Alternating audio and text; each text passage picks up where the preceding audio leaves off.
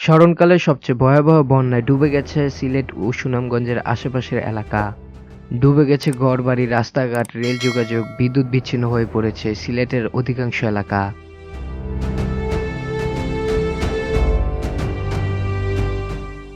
বর্তমানে ঢাকার সাথে যোগাযোগ বিচ্ছিন্ন প্রায় সিলেটের বন্যার এই পরিস্থিতির জন্য বিশেষজ্ঞরা কয়েকটি বিষয়কে দায়ী করছেন।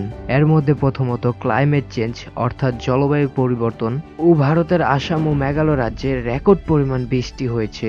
আমাদের উজানের যে এলাকাগুলো আছে সেখানে হঠাৎ করে বেশি বৃষ্টিপাত হচ্ছে এবং ভাটির দেশ হিসাবে আমরা এই বন্যায় আক্রান্ত হচ্ছি। যেহেতু ভারতের আসাম ও মেঘালয় বাংলাদেশের সিলেট থেকে উঁচু জায়গা, যেখানে মেঘালয়ের ভূমির উচ্চতা হচ্ছে 120 থেকে 128 ফিট, অপরদিকে সিলেটের ভূমির উচ্চতা হচ্ছে 20 থেকে 30 ফিট পর্যন্ত। তাই জলবায়ু পরিবর্তনের ফলে অতিরিক্ত বৃষ্টির পানি মেঘালয় দিয়ে বাংলাদেশের সিলেট ও সুনামগঞ্জে আসে এবং অধিকাংশ এলাকা বন্যায় প্লাবিত হয়ে যায়। আবার ভারতের তিস্তা ব্যারেজের মাধ্যমে শুষ্ক মৌসুমে গেট বন্ধ করে রেখে পানি ধরে রাখার ফলে বাংলাদেশ অঞ্চলে পানি স্থির হতে থাকে ধীরে ধীরে এবং এর ফলে অধিকাংশ নদ নদী নাব্যতা হারিয়ে ফেলে এবং মরুভূমিতে পরিণত হয়। শুষ্ক মৌসুমে যেন প্রাণহীন হয়ে পড়ে তিস্তা।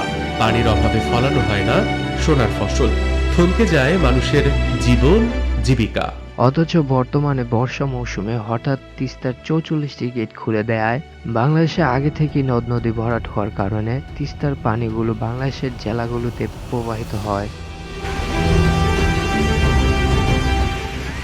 এর মাঝে মরার উপর খাড়াগা হয়ে উঠেছে অপরিকল্পিত উন্নয়ন, যেমন কিশোরগঞ্জের নিকলি ও মিঠামাইন রোড, যা সরকার কোটি কোটি টাকা ব্যয় করে তৈরি করেছে, অথচ অপরিকল্পিতভাবে।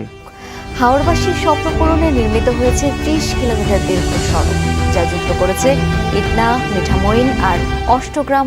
মিঠামাইন রোডের ফলে স্বাভাবিক পানি প্রবাহ বাধাগ্রস্ত হচ্ছে।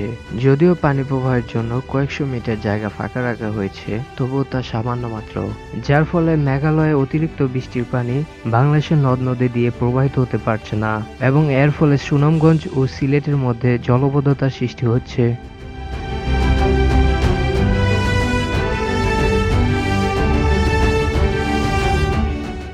একদিকে ভারত, যাদের সাথে আমাদের সম্পর্কের উন্নয়নের 50 বছর পূর্তি উদযাপন করি, অন্যদিকে ভারত রিটার্ন গিফট হিসেবে আমাদের তিস্তা ও ফারাক্কা বাঁধ খুলে দেয় এবং প্রতিদান দেয়।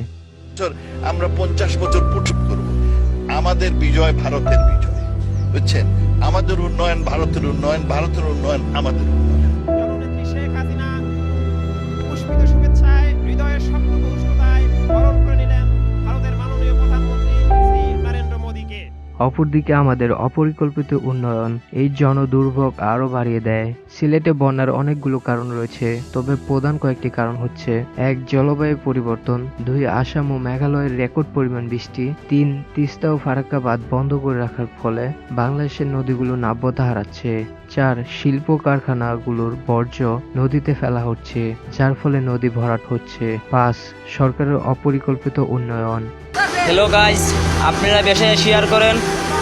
দক্ষিণ সুনামগঞ্জ ইন্ডিয়ার পানি ছেড়ে দিয়েছে। দক্ষিণ সুনামগঞ্জ 3টা ব্রিজ ভেঙে গেছে।